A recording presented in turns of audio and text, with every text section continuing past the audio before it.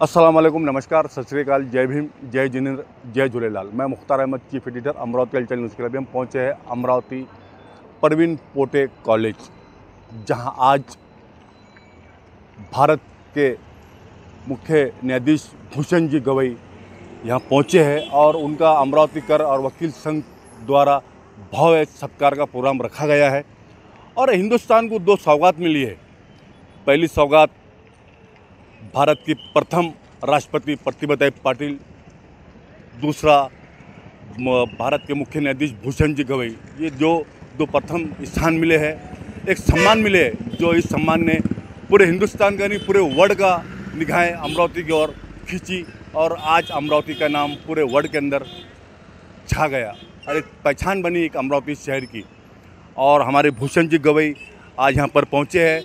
वो पहले सुबह पहुँचे थे, उनके घर पहुँचे। घर पे हमारी कमलताई गवई उनकी माताजी के पैर पड़े, वहाँ से उनका आशीर्वाद लिया।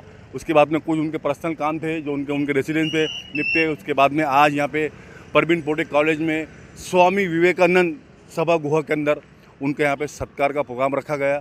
भव्य सत्कार किया जा रहा है, उनका स्वागत किया जा रहा है। और उनके स्वागत के लिए सैकड़ों की नहीं हज़ारों की तादाद में यहाँ लोग पहुँचे हैं। पूरे ज़िले के लोग पहुँचे हैं, पॉलिटिशियन लोग पहुँचे हैं, न्यायाधीश पहुँचे हैं, वकील संघ के पूरे अधिकारी यहाँ पहुँचे हैं। और हमारे अमरावती के नवनियुक्त आयुक्त अरविंद चौरिया जी और उनकी पूरी टीम यहाँ पहुँची है।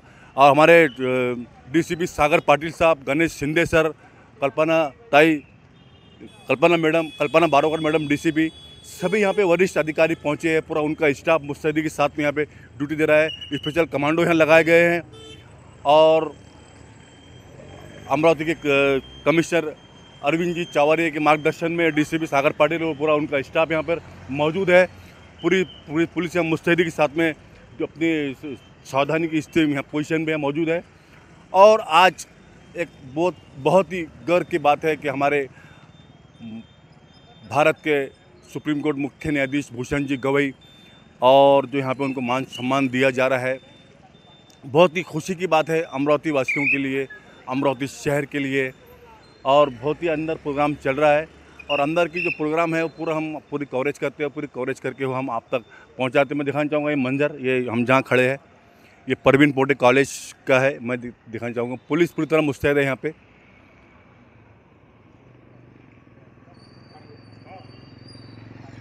और हम एक ख़ास बात बताना चाहते हैं आपसे। हमारी कमलताई गवई उनकी माताजी का स्पष्ट कहना था कि आज भूषण जो गवई है आज सुप्रीम कोर्ट के मुख्य न्यायाधीश बने हैं, तो उनकी जो एजुकेशन हुआ है उस जिला परिषद की स्कूल से हुआ है, नगर परिषद की स्कूल से हुआ है। तो एक मिसाल कायम की है। नगर परिषद की स्कूल से एजुकेशन होने के बाद में आज सुप्रीम कोर्ट के मुख्य न्यायाधीश तक पहुँचे हैं। बहुत ही उनका संघर्ष भरा उनका जीवन रहा है। कमलताई ने हमको स्पष्ट कहा है और उन्होंने बाइट ली है हमने और आप तक पहुँचाई है। अभी हम अंदर चलते हैं, अंदर चल के अंदर की पूरी लोकेशन लेते हैं, पूरी कवरेज करते हैं। उसके बाद में सब लोकेशन लेके आप तक पहुँचाते हैं। न्यायालय नवी दिल्ली, मी या ठिकाणी त्यांना सविनय विनंती करतो की या प्रसंगी त्यांनी आपल्या भावना व्यक्त कराव्या, आम्हा सर्वांचं शुभचिंतन करावं।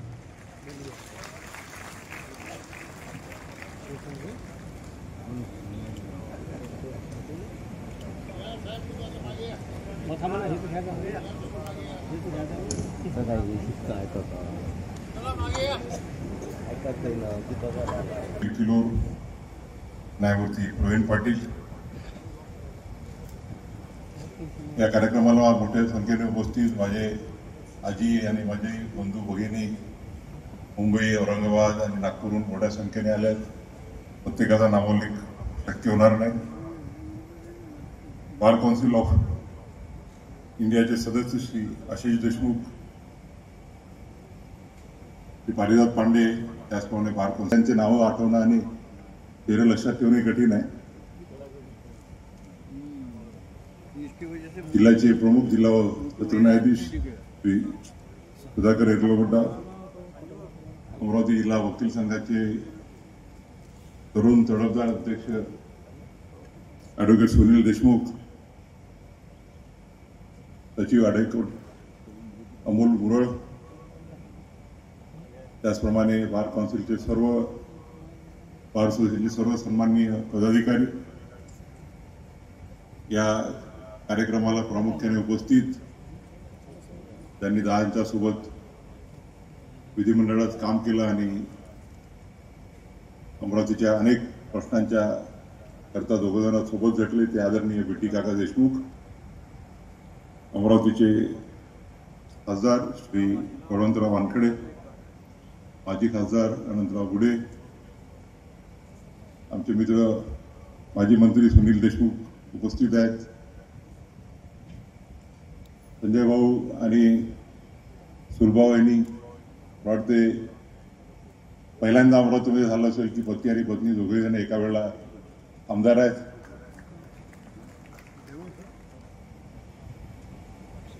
या कार्यक्रमाला उपस्थित शिवाजी शिक्षण संस्थेचे अध्यक्ष सन्माननीय बाळासाहेब देशमुख, विलास इंगोले माजी महापौर, त्याचप्रमाणे या कार्यक्रमाला उपस्थित अमरावती विभागाच्या विभागीय आयुक्त श्रीमती श्वेता सिंगल, जिल्हाधिकारी श्री आशिष एरेकरजी,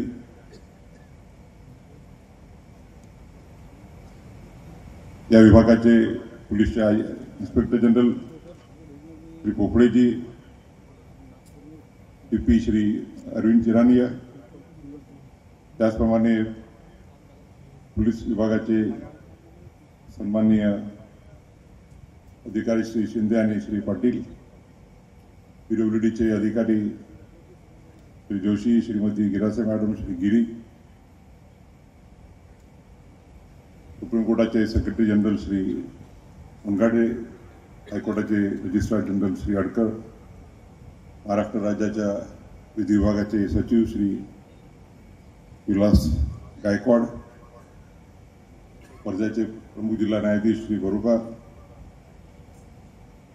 हायकोर्ट वकील संघटनेचे अध्यक्ष श्री अतुल पांडे, त्याचप्रमाणे इतर पदाधिकारी,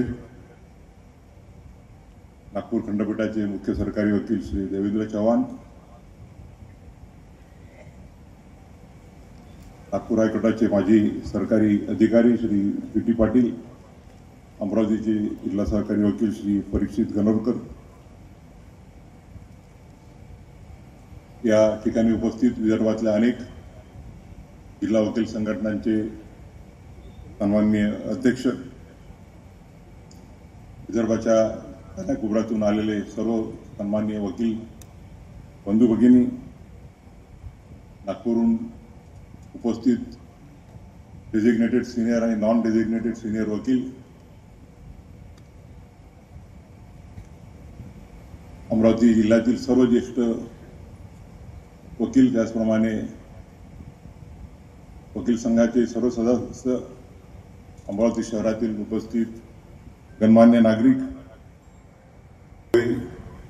त्याचप्रमाणे माझी अर्धांगिनी डॉक्टर तेजस्विनी गवई आणि उपस्थित सर्व बंधू आणि भगिनींनो,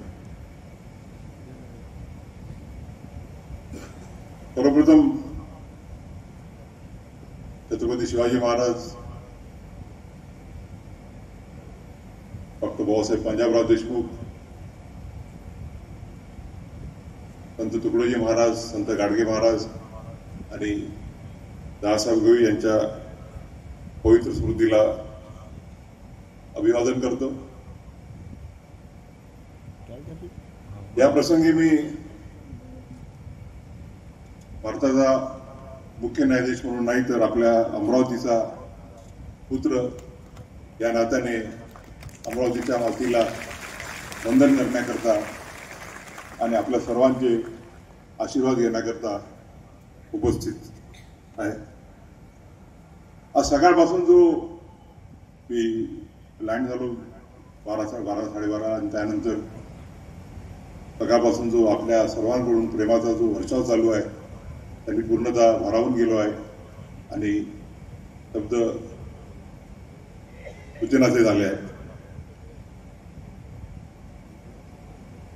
इंद्रजित भालेराव यांच्या कवितेच्या 2 ओळी आठवतात. कृतज्ञ मी, कृतार्थ मी, जीवनाचा अर्थ कळला. आपण जे प्रेम दिलं, आपण जो आशीर्वाद दिला, मला वाटतं की 40 वर्षामध्ये तुम्ही वकिलीत असो किंवा उच्च न्यायालयाचा न्यायाधीश म्हणून असो, सर्वोच्च न्यायालयाचा न्यायाधीश असो की आता भारताचा मुख्य न्यायाधीश असो, मी जे काही आपल्या आशीर्वादाने करू शकलो त्या कार्याची आपण मला दिलेली पावती आहे आणि त्याबद्दल मी सदैव आपला ऋणी राहू इच्छितो. गेल्या 40 वर्षाचा जीवनपलट डोळ्यासमोर उभा राहतोय. वेळ खूप झालेला आहे, त्यामुळे मी जास्त वेळ घेणार नाही.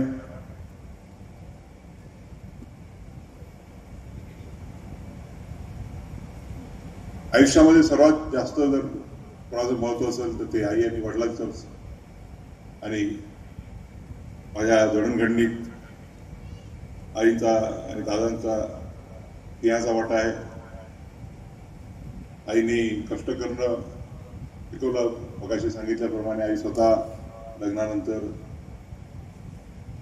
शिकली, B.Ed, B.Ed, PhD. आणि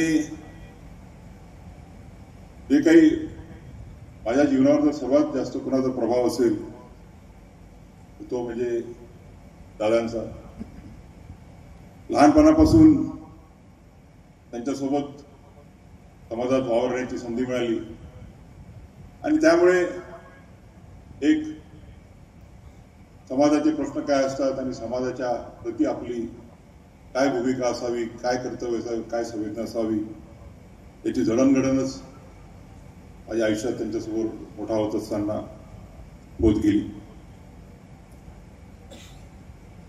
खरं म्हणजे मी वकील झालो किंवा आज न्यायाधीश आहे त्याच्यामुळे तो निर्णय होता, तो त्यांचा निर्णय होता. सुरुवातीला तर मी वकील बनू इच्छित नव्हतो. माझी इच्छा आर्किटेक्ट व्हायची होती, पण त्यांच्या आग्रहामुळे मगाशी सुनील मी सांगितलं त्यांना वकील व्हायचं होतं. परंतु त्यावेळेला त्यांच्या LLBच्या परीक्षेच्या वेळेला ते जेलमध्ये होते भूमी सत्याग्रहामध्ये आणि परीक्षेला बसू शकले नाही. आणि त्यानंतर राजकारणात पूर्ण वेळ अखंड सेवा देत असल्यामुळे वकील होता आला नाही आणि त्यामुळे त्यांची इच्छा होती की मी वकील व्हावं आणि त्यांचा आदेश मी पूर्ण केला. त्याचप्रमाणे त्यावेळेला न्यायाधीश होण्याचा प्रश्न आला. जवळपास 2001 मध्ये मी कन्सेंट दिली होती. 2-1 वर्ष हो नाही झालं होतं. अशा वेळेला त्यावेळेला 2003च्या शेवटी फायनल झालं की होणार आहे. तर त्यावेळेला माझी द्विधा परिस्थिती होती की दिल्लीला जाऊन वकिली करावी की न्यायाधीशपद स्वीकारावं. आणि त्यांनी त्यावेळेला सांगितलं की जर वकील झाला, सुप्रीम कोर्टात गेला तर कोऱ्याने पैसे कमावशील, परंतु जर न्यायाधीश झाला तर बाबासाहेब आंबेडकरांचं जे सामाजिक आणि आर्थिक समतेचं स्वप्न होतं त्या ते स्वप्न पूर्ण करण्याच्या दृष्टीनं तू एक हातभार लावू शकशील. आणि मला आनंद आहे की मी त्यांचा आदेश ऐकला आणि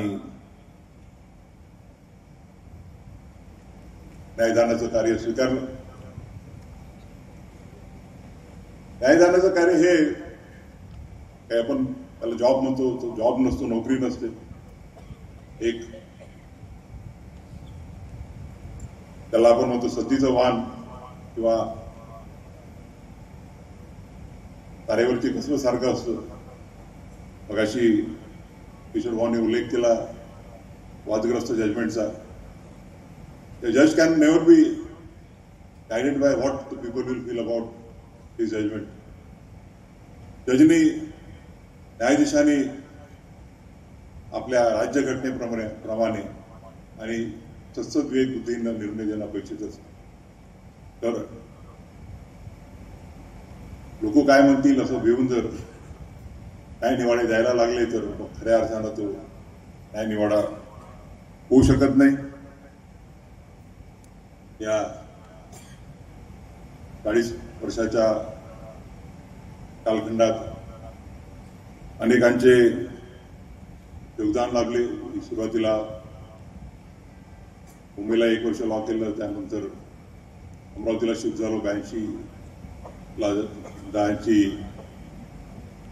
डेप्युटी चेअरमनशिप कंटिन्यू न झाल्यामुळे सरकारी घर सोडावं लागलं आणि त्यामुळे मग सेकंड इयर आणि थर्ड इयर अमरावतीला केलं. त्या राज्यात प्रिन्सिपल वर्षाताई देशमुखी उपस्थित आहेत कॉलेजच्या. उद्या मी जाणार आहे कॉलेजला. त्या कॉलेजमधून मी घडलो. आमचे त्यावेळचे मित्र उपस्थित आहेत. विजय आजलिया ते क्लासमेट होते, गिल्लाजी आम्हाला सिनियर होते, प्रदीप भाऊ सिनियर होते. आणि काही वेळेला मी क्लासेस करायचो, पण जास्त वेळेला विजूभाऊस आमची हजेरी लावायची. पण आजच्यासारखं त्यावेळेचं लॉ एज्युकेशन नव्हतं. त्यावेळेला लॉ एज्युकेशन म्हणजे पार्ट टाइम असं समजलं जायचं की ज्याला दुसरीकडे कुठे ॲडमिशन मिळत नाही आणि किंवा नोकरी करतोय तर संध्याकाळच्या वेळेला किंवा सकाळच्या वेळेला क्लासेस अटेंड करतो. त्यावेळेला आमचे अनेक वकील लोक शिकवायचे आम्हाला. नवलानी जे उपस्थित आहेत ते क्रिमिनल लॉ शिकवायचे. आणि त्यानंतर मी मुंबईला गेलो वकिली करायला. राजाभाऊ भोसलेंसोबत काही काळ वकिली केली आणि नंतर मग भाऊसाहेब बोबडे ॲडव्होकेट जनरल आणि मनोहर साहेब ॲडव्होकेट जनरल ते म्हणाले की तू नागपूरला जाऊन वकिली सुरू कर. आपल्या क्षेत्रामध्ये आपल्या विभागामध्ये किंवा चांगलं कार्य करता येईल. पण मुंबईहून नागपूरला जायच्या अगोदर आम्ही अमरावतीला आलो. काही काळ बाळासाहेब एजेट पाटलांच्या सोबत हे काम केलं. ते सगळे सहकारी होते. विजय आचलिया होते त्यावेळेला, प्रदीप देशमुख, प्रदीपराव होते, त्याच्यानंतर अनिल भाऊ, अरुण भाऊ वगैरे सगळे होते, सुनील होता. आणि त्यावेळेला बाळासाहेब नेहमी नागपूरला जायचे आठवड्यातून 2-3 वेळा. परंतु त्यावेळेला असं अपेक्षा होती की बाळासाहेब हे हायकोर्टामध्ये त्यांचं इलेक्शन होईल, कारण की त्यावेळेला असं राहायचा विचार की डिस्ट्रिक्ट कोर्टाचं म्हणजे, आणि त्याची नागपूरलाही चांगली वकिली होती. परंतु दुर्दैवाने फार लवकर त्यांना नियतीने आपल्यातून उचलून घेतलं. आज या प्रसंगी मला त्यांची खरोखर आठवण येत आहे. परंतु मला आनंद होत आहे की आज भारताचा मुख्य न्यायाधीश म्हणून या व्यासपीठावर उपस्थित असताना याच व्यासपीठावरती बाळासाहेबांचा सुपुत्र प्रवीण पाटील हा न्यायाधीश प्रवीण पाटील म्हणून उपस्थित आहे.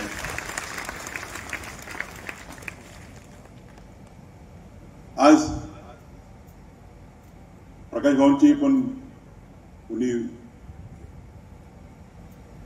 जाणवते. ज्यावेळेला मी निर्णय घेतला की नागपूरवरून अमरावतीवरून नागपूरला जाऊन शिफ्ट व्हायचं, आणि त्यावेळेला नागपूरला जाऊन वकिली झालेली की नाही याची खात्री नव्हती. परंतु प्रकाश भाऊने म्हटले की तू जा नागपूर आणि मैं तेरे को केसेस भेजे जाऊंगा. आणि त्यांनी सुरुवातीला जो दम बसावा लागतो, जो आपला वकिलीमध्ये सुरुवातीचा पिरियड हा फार कठीण पिरियड असतो. जोपर्यंत तुमचा दम बसत नाही तोपर्यंत त्या कालखंडामध्ये प्रकाश भाऊंनी जो सपोर्ट दिला, जो आशीर्वाद दिला, त्याबद्दल मी त्यांचा सदैव ऋणदायी राहील.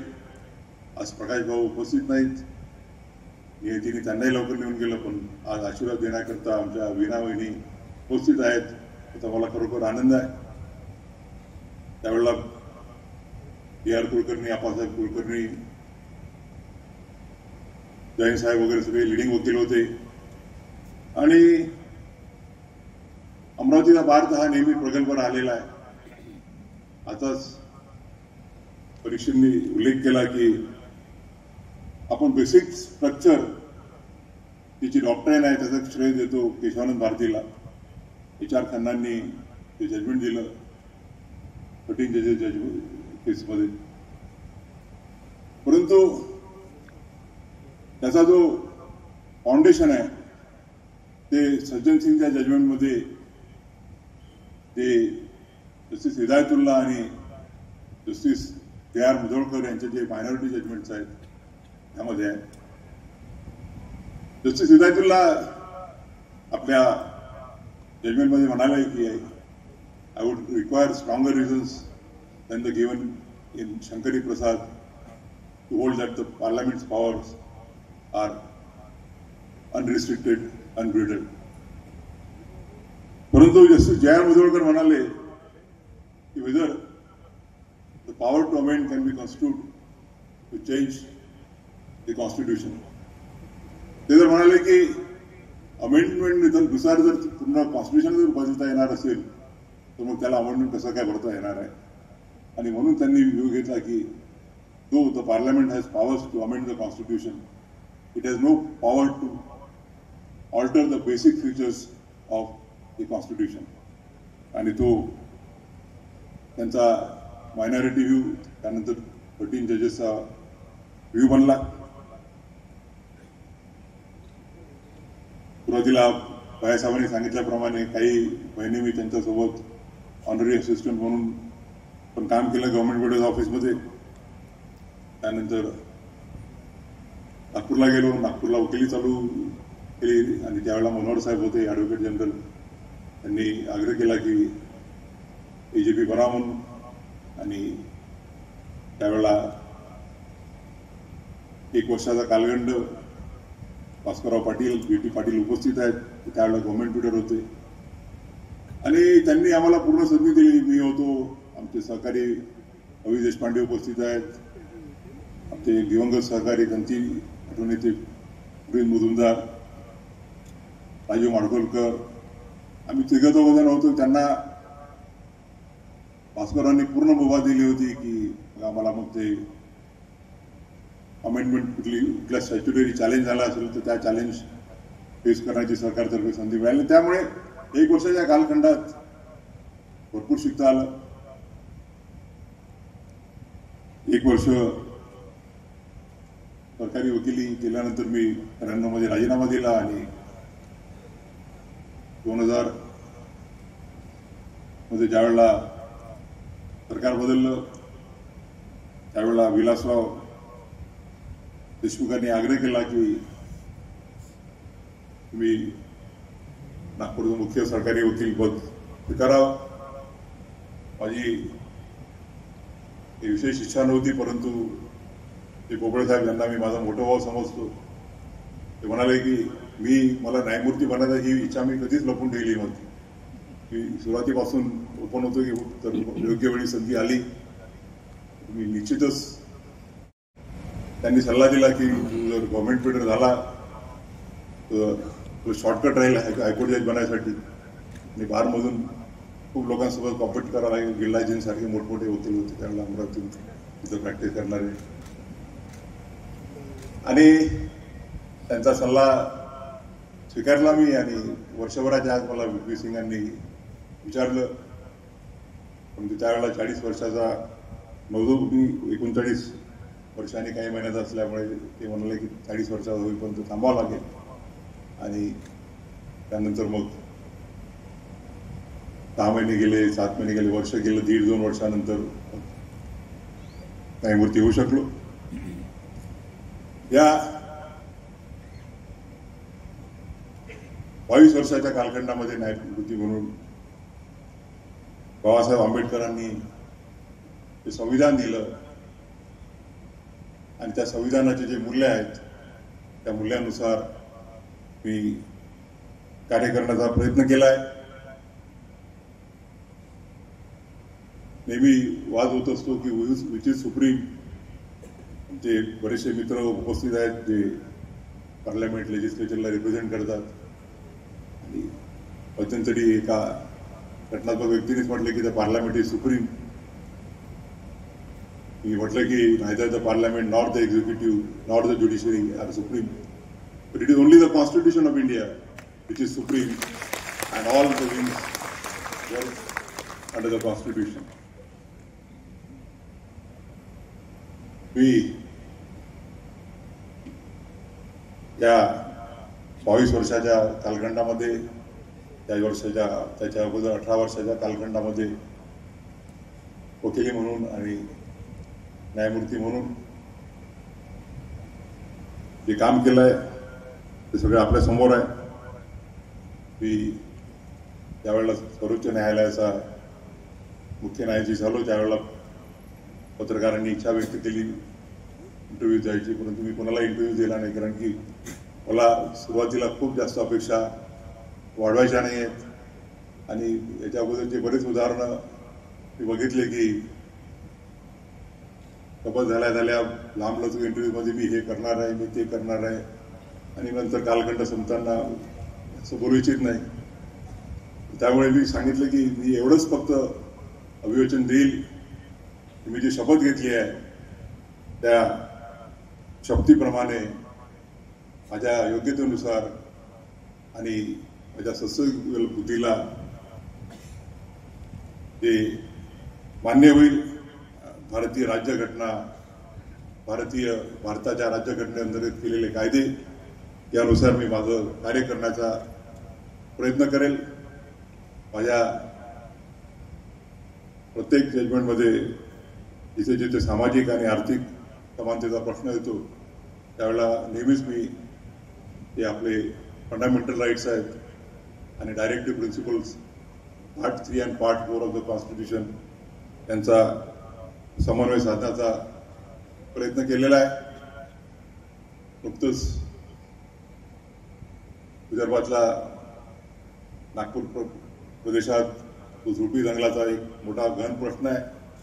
त्याबद्दल मागच्या महिन्याचं माझं जजमेंट आलं आणि काही वेळेला मी right to shelter, right to livelihood याचा आधार घेऊन ते लोक वर्षानुवर्षे घरात राहत आहेत, ते लोक वर्षानुवर्षे आपली शेतीवरती निर्वाह करत आहेत, त्यांच्या अधिकारावरती गदा आणता येणार नाही.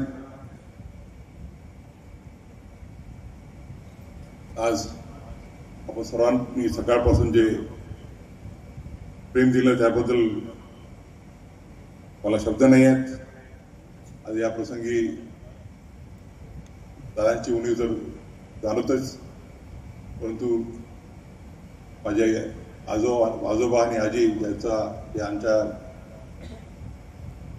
गवई कुटुंबाचे त्याला म्हणतो सेंटर आहेत. प्रेमांजी गवई आणि सुरुबाई गवई यांची आठवण येते. लहानपण आम्ही आजीसोबत घालवलं आणि भरपूर प्रेम दिलं आजीनी. आमचं कुटुंब हे मर्यादित कुटुंब राहिलं नाही. मला आठवते लहानपणी ते दादांचे नुसतं सख्खे भाऊ आणि बहिणी नाही तर तो एक्सटेंडेड त्यांचे चुलत भाऊ, आते भाऊ, मामे भाऊ हे सगळेजण तिथे शिक्षणाला राहायचे, कारण की त्यावेळेला शिक्षणाच्या सुविधा एवढ्या उपलब्ध नव्हत्या आणि त्या विजयपुराच्या छोट्याशा घरामध्ये एका वेळेला 10-10, 15-15 लोक तिथे राहायचे. माझी आई आणि माझ्या छोट्या आत्या सोनूबाई त्या सर्व लोकांचा तिथे स्वयंपाक करायच्या. आज ते सर्वजण सुस्थितीत आहेत. आज मला आनंद आहे की दादा जरी नसले तरी आज आई उपस्थित आहे आणि आईच्या उपस्थितीत हा सोहळा होतोय आणि आईचा सत्कार सुद्धा आपल्या सर्वांच्या उपस्थित होतोय. माझे दोन्ही काका, आमचं कुटुंब एकच कुटुंबच राहिलेलं आहे. वसंता काका आणि डॉक्टर विश्वास काका हेही आज इथे उपस्थित आहेत. आमची पिढी, आमच्या पिढीतले सगळ्यात सिनियर आज डॉक्टर भीमराज तायडे आहेत. आमच्या पिढीतले सगळेजण, आमच्या नंतरच्या पिढीतले खूप सारे कुटुंबीय उपस्थित आहेत. माझे लहानपणापासूनचे मित्र रुपचंद खंडेलवाल आणि इतर मित्र या ठिकाणी उपस्थित आहेत. कार्यक्रम थोडा सिरियस झाला तर फक्त मगाशी किलोड साहेबांनी एका लहान मुलाची आणि मुलीची आणि वडिलांची गोष्ट सांगितली, थोडा मूड लाईट करायसाठी म्हणून. ज्यावेळेला 2019 मे मध्ये शपथ घेतली, 24 मे 2019 रोजी सर्वोच्च न्यायालयाचा न्यायाधीश म्हणून. आणि त्यानंतर मग सुट्ट्या असल्यामुळे मुंबईला परत येऊन घर सोडायचं होतं, सरकारी घर. कारण की मी नियम तोडणं सहसा थोडं जमत नाही आणि एका महिन्याच्या आत घर थोडं सोडायचं असतं. आणि सुप्रीम कोर्टात घर मिळत नाही. पण आमचे एक सुप्रीम कोर्टाचे गोव्यातले एम्प्लॉई होते, त्यांनी सांगितलं की सर माझं सामान तुम्ही तुमच्या घरी ठेवा. पॅकिंग करून आणि पॅकिंग केल्यानंतर औरंगाबाद, अमरावती आणि नागपूरचा, मुंबईचा सत्कार घेऊन परत गेलो. आणि वेकेशनमध्ये 2 आठवड्याची सिटिंग होती. माझ्या अगोदरचे जे प्रमुख न्यायाधीश होते संजीव खन्ना साहेब, त्यांच्यासोबत बेंच बसला होता. आणि सुरुवातीला ज्यावेळेला मी मुंबई उच्च न्यायालयात होतो त्यावेळेला पूर्ण वाचून जायचो. पण नंतर बोबळे साहेबांनी म्हटलं की तू वाचून जात नको जाऊ, की लोकांची अशी कंप्लेंट आहे की तू रिडिटर्मिन होऊन जातो म्हणून. 2010 पासून वाचणं थोडं कमी केलं. पण सुप्रीम कोर्टात गेल्यावर वाचल्याशिवाय जमत नाही. आणि सुरू झाल्यावर एका रात्री मी महाराष्ट्र सरकारने गव्हर्नरचा सूट दिला असल्यामुळे चेंबर वगैरे मिळाला होता. नाहीतर नवीन सुप्रीम कोर्ट जजेस आले होते, त्यांची हालत खूप खराब असते दिल्लीमध्ये. मी टेबलावरती ते गठ्ठे घेऊन 50-60 मॅटर्स घेऊन बसलो होतो. माझा मुलगा ज्योतिरादित्य, तो त्यावेळेला 7-8 वर्षाचा होता. त्याला पार्श्वभूमी पण आहे. मी पहिल्याच दिवशी त्या न्यायमूर्ती सोबत बसलो होते, त्यांची थोडी जे सिनियर आहेत, नाव घेत नाही मी आता. तर आला की म्हणजे चला पप्पा झोपायला. त्याला म्हटलं बेटा पहा मला ते वाटायचे आहे, त्यावेळी थांब. परत अर्ध्या तासानंतर आला, चला झोपायला, चला तुम्ही, तुमच्यासोबत झोपायचं आहे. म्हटलं मला वाचायचं आहे. म्हटलं एवढे सगळे नाटक साहेब उद्या लागलेले आहेत. परत 12-12:30 आला. आता तर जरा पण म्हटलं माझे नाटक संपून झाले नाहीत वाचून. कसं आहे तो तुम्हाला करायचं काय म्हणे सुप्रीम कोर्टात, नो करायचा म्हणे, मॅटर्स फेकून द्यायच्या आहेत. की पहिल्या दिवशी ज्यांच्यासोबत मी बसलो होतो तर तू कोर्टात बसला तर 1-2 तास त्यांनी बघितलं की काय होतं तिथे. तर त्या सगळ्या कुटुंबियांचाही मी ऋणी आहे. माझे सगळे काका, माझ्या आत्याबाई आज कुणी नाही आहेत. सुदैवाने मी ज्यावेळेला सुप्रीम कोर्टाचा जज झालो त्यावेळेला 2 आत्या होत्या. सगळं आमचं जे एकत्र कुटुंब आहे त्या सर्व कुटुंबियांचा नेहमीच सपोर्ट राहिलेला आहे, मित्रमंडळीचा सपोर्ट राहिलेला आहे. माझी अर्धांगिनी डॉक्टर तेजस्विनी, कारण की जजचं लाईफ म्हणजे फार कठीण लाईफ असतं. लोकांना तो बाहेर खूप सोपं वाटतं की आता तर लाल लाईट गेले, त्यावेळेला लाल लाईट होते. आज मला वाटतं कलेक्टर साहेबांनी थोडा ब्रिज केलेला दिसते, कारण की गाडीवरती लाल लाईट होता. तर ते दिसतं, पण त्यामागची मेहनत दिसत नाही. वकिलांची, जजेसची प्रचंड मेहनत असते. 15-15, 16-16 तास काम करावं लागतं. आणि नेहमी आपले सतत विवेकबुद्धी आणि संविधानिक मूल्य याची जाण देऊन काम करायचं असतं. बऱ्याच वेळा तारेवरती कसरत असते. बऱ्याच लोकांना असं वाटतं की काही लोकांना की सरकारच्या विरुद्ध दिलं तरच ते इंडिपेंडंट जजेस म्हणून समजले जातील. आणि काही वेळा थोडा मग अतिरेकही होतो. काही लोक रिलीफ देतच नाहीत. तर अशा वेळेला जजनी एवढंच लक्षात ठेवायला पाहिजे की आपल्याला जे संविधानाने अधिकार दिलेले आहेत ते नुसतं अधिकार नसून ते कर्तव्य आहे. The judges of the higher judiciary are custodian of the rights of the citizen.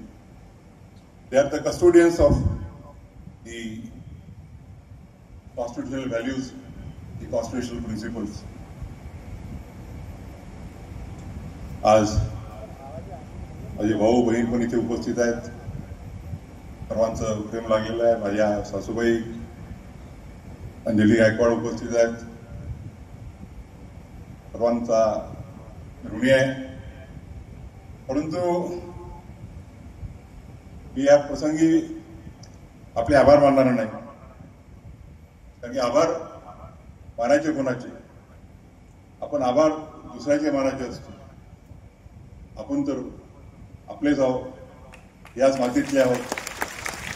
आपण सगळं अंबानगरीचे पुत्र आहोत आणि अंबानगरीच्या नागरिकांनी, अंबानगरीच्या सर्वांनी जो प्रेमाचा वर्षाव केलेला आहे त्या वर्षावात मी भिजून राहू इच्छितो आणि या प्रसंगी फक्त आपल्याकडून एक आशीर्वाद मागू इच्छितो की यापुढचा जो माझा कालखंड आहे न्यायदानाचा, तोही कालखंड आतापर्यंत जो 22 वर्षाचा गेला त्याचप्रमाणे माझ्या हातून बाबासाहेब आंबेडकरांच्या घटनेला प्रेरित असलेल्या आर्थिक सामाजिक न्यायाच्या प्रती या देशाची जी संविधानिक मूल्ये आहेत, समता, समानता आणि बंधुत्व, त्या प्रती माझी बांधिलकी राहील आणि माझ्या हातून अंबानगरीला, अमरावतीकरांना अभिमान वाटेल असंच कार्य होईल असे आशीर्वाद द्या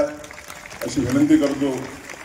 आणि एक कवी अनामिक यांच्या 2 ओळी वाचून माझे शब्द संपवतो. बोलण्यासारखं खूप आहे पण आपला अंत पाहू इच्छित नाही. आभाराचे भार कशाला, आभाराचे भार कशाला, सत्काराचे हार कशाला, सत्काराचे हार कशाला, राहू एकमेकांच्या मनात, राहू एकमेकांच्या मनात, या घरट्याला दार कशाला, या घरट्याला दार कशाला. धन्यवाद. आज अमरावती पोटे कॉलेज के अंदर सुप्रीम कोर्ट के मुख्य न्यायाधीश भूषण गवई का सत्कार किया गया, स्वागत किया गया था. उनके स्वागत के लिए सैकड़ों की तादाद में यहाँ सभी लोग पहुँचे थे. पूरे अमरावती शहर के, अमरावती ज़िले के लोग, अमरावती शहर के वरिष्ठ लोग, नगर सेवक, माजी नगर सेवक, खासदार, आमदार, माजी आमदार, सभी अधिकारी, कलेक्टर ऑफिस के अधिकारी, कमिश्नर ऑफिस के अधिकारी, अमरावती महानगर पालिका के अधिकारी, अमरावती कोर्ट के अधिकारी, कोर्ट के वकील, वरिष्ठ वकील, सभी लोग यहाँ पहुँचे थे. बहुत ही अच्छी तरीके से यहाँ पे प्रोग्राम संपन्न हुआ, उनका सत्कार किया गया और हमने पूरी उसकी कवरेज की और हम वो कवरेज आप तक पहुँचा रहे हैं. और इसी के साथ मैं मुख्तार अहमद, अमरावती हलचल न्यूज़ के लिए कैमरामैन आनंद गोसावी के साथ, जय हिंद, जय महाराष्ट्र.